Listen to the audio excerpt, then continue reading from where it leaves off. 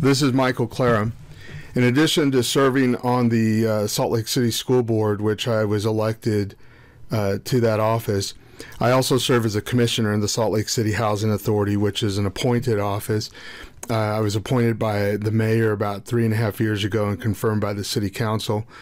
This PowerPoint presentation is just a story about a report that the commissioners had put in motion last year to look at the possibility of merging the county housing authority with the city housing authority in order to make things more efficient.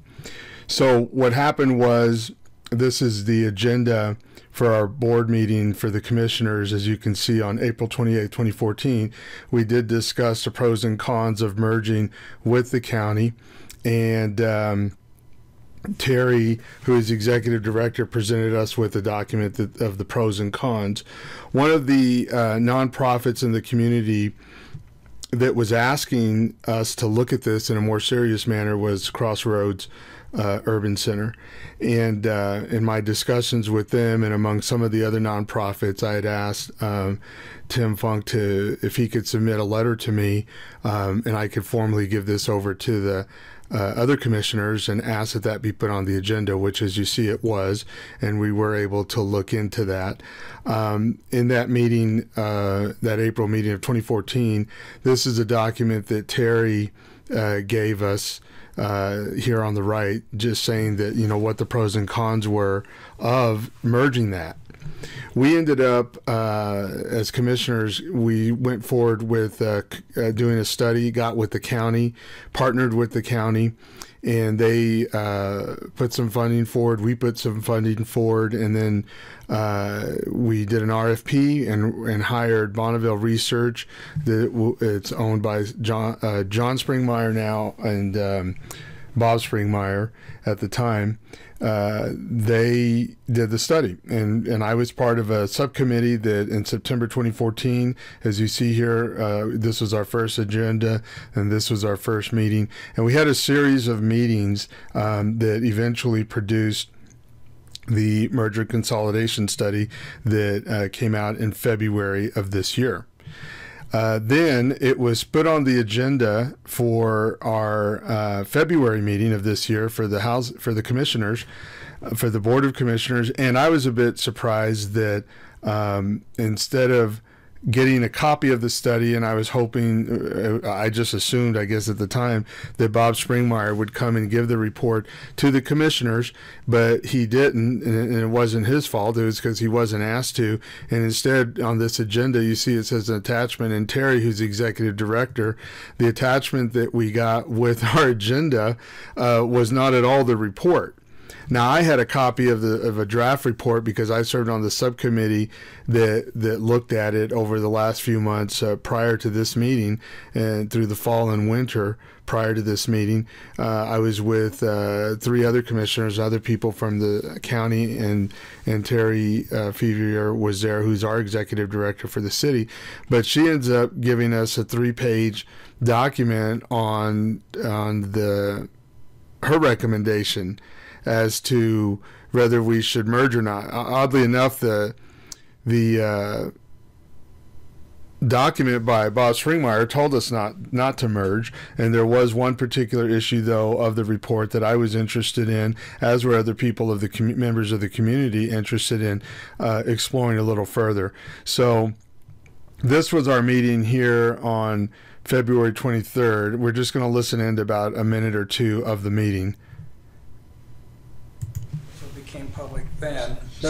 Even though there are still some inaccuracies on the financial end in his final report, but did he fix it? Could I address that? Okay. Because the only two in attendance at the last merge meeting were Robin and I. None of the 3 board members were able to attend.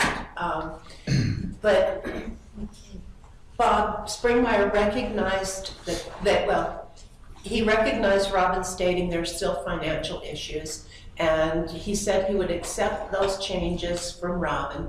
Robin then said, will you make it public, let everybody know it? He said, well, I'll send it to you. and that was about it. Whether it's public knowledge, that's up to the board. You know, I mean, it's really kind of an internal thing. We did a study. The study found this isn't what would be in the best interest of everybody, both service-wise and financially.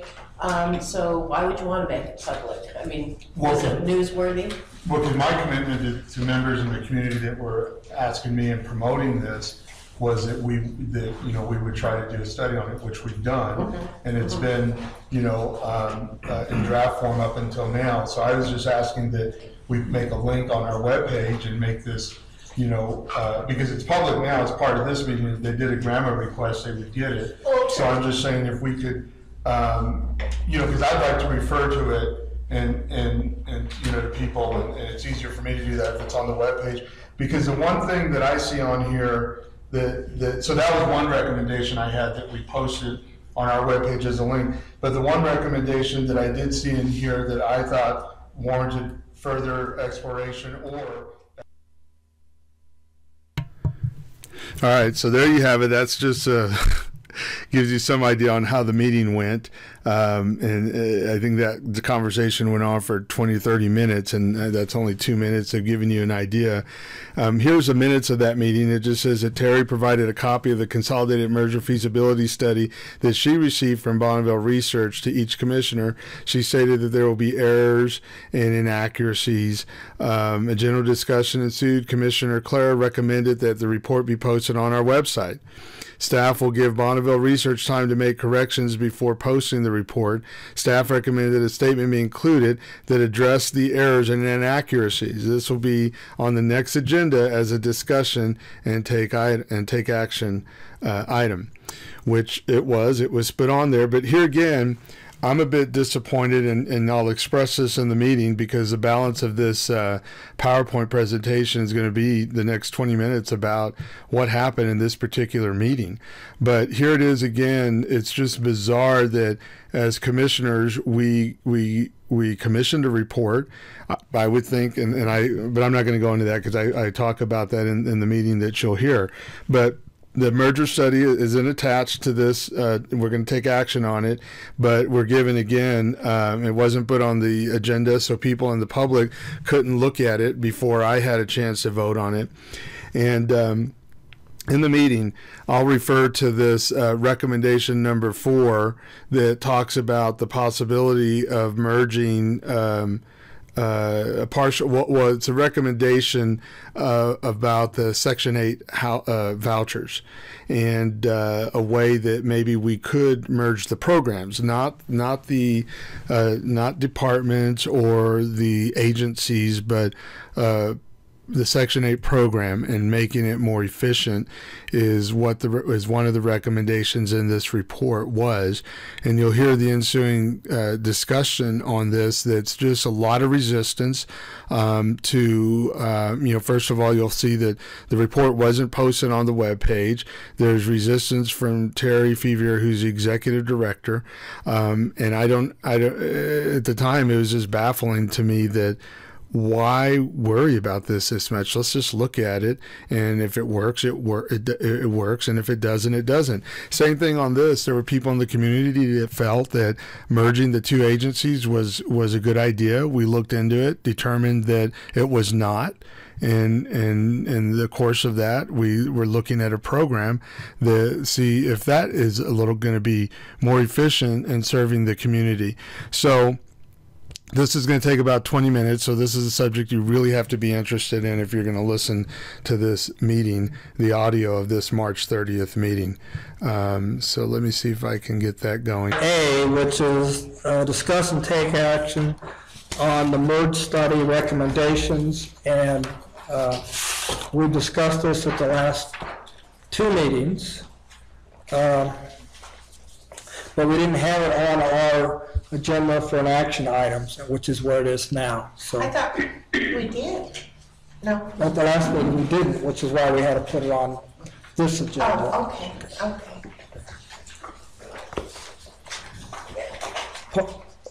Valda? Did you have a chance to meet with the city administration or the city No. council? No. So, So are all, what we want to do today, I assume, is then just accept the report. And, I mean, you know how we feel about what we want to do with the recommendations, which is not to do anything. but I don't feel that way. Okay, so that, and that's okay. I mean, but what we talked about last month was to have Terry go meet with the city council and administration Right. to talk over it with them so that they have a full understanding. But then to take how the board feels, take our recommendation to them, right? Is that what you need? Okay, now I got it. But see, my recommendation as a member of this board is based on what the community and people are telling me. So, you know, I'm at a disadvantage a little bit because I've been hit up over the last month by several people, 2 council members, and the problem is it's happening I'm at other functions or something, and they're catching me before or after, and I gotta get somewhere else, and they're telling me all this stuff. The other thing that I tell them, well, go look at I don't think this was ever posted on the webpage, is that accurate? Robin was waiting for the corrections to be made before that was done, and that's what was discussed last week. So did you have Annie put it on the website? No, I haven't seen it. Right, and that's what we had asked for last month, because I need people to be able to look at this recommendation so that they have everything I have, and there's no way I could scan it and put it in some format. So, you know, that needs to be done, you know, because maybe their opinion will change once they read it.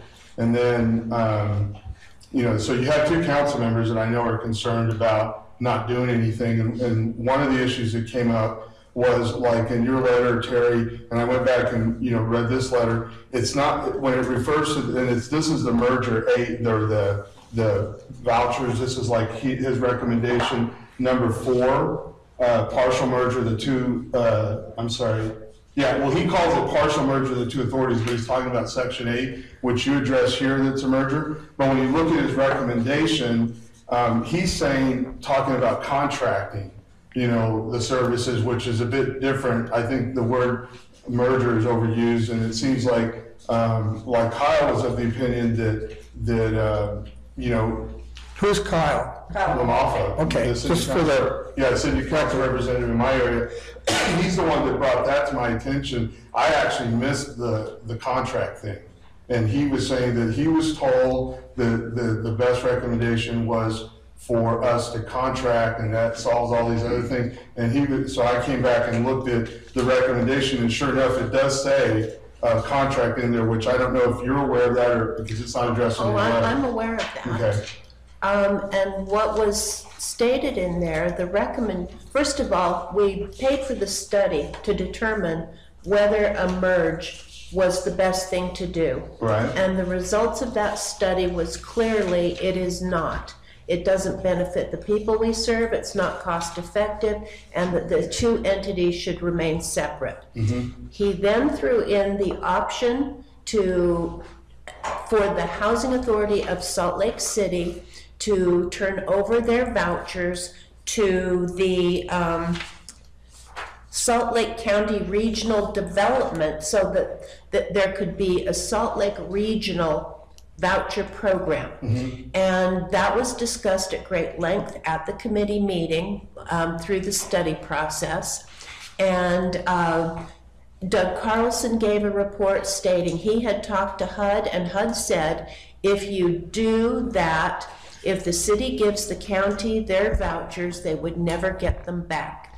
And then Bob Springmeyer added to the study, well, they could contract the county to run all of our vouchers. Mm-hmm. That's true. And then we could take them back if we wanted to. Mm-hmm. But financially, it wasn't feasible for us to turn all of our vouchers over and still have to monitor and track that they were doing it correctly.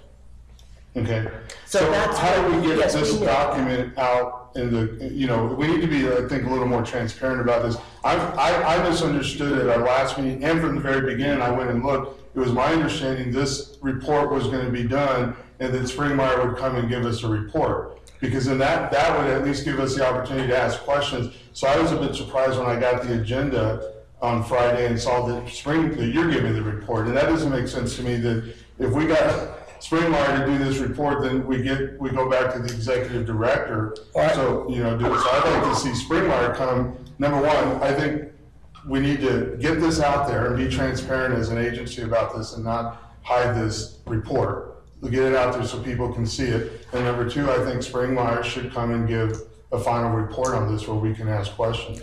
Well, I spoke to Bob Springmeyer on Friday, and he said he wouldn't mind speaking both to the county and the city housing authorities, but neither one have contacted him, which is true. I talked to the county. I think I mentioned that to Terry. May I make a comment on that? At the very last meeting, when Bob Springmeyer presented the final report, there were no board members of ours representing us. There was Robin and Mike. All right, so there you have it. That was the meeting on March 30th. It sounds a little bit convoluted, but we agreed that we would continue to study the suggestion to merge the two programs, and nothing happened on that as of here we are at the end of June, and now they're saying that it's going to come up at our retreat on Monday. But following that meeting on April 6th, we received a resignation letter from Terry Fevrier. She sent this out to all the board members and or all the commissioners that are on the board. There's 7 of us, and then she says that she's doing this in part because she doesn't believe that she's built the support and or trust with the full board. So I guess she was upset about the way that particular meeting went in terms of this study, which is just bizarre. But that's the end of part 1 of how to bury a report, and stay tuned for part 2 and 3.